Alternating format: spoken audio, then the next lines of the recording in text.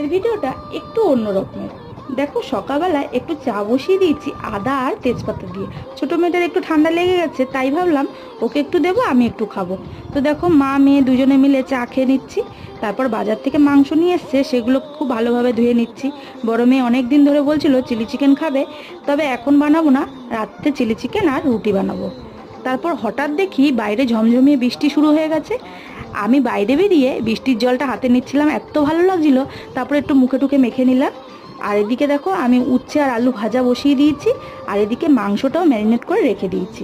তারপরে দেখো উচ্ছে আলু ভাজাটা হয়ে গেছে, নামিয়ে নিচ্ছি। তারপরে মাংসের আলু আর পেঁপেটা ভেজে নিচ্ছি। মাংসটা আজকে পেঁপে আর আলু দিয়েই বানাবো। আলুটা লাল লাল করে ভাজা হয়ে গেছে, এবার মাংসটা খুব ভালোভাবে কষিয়ে পরিমাণ মতন জল দিয়ে দিয়েছি। তো মাংসটা আমার একদম তৈরি।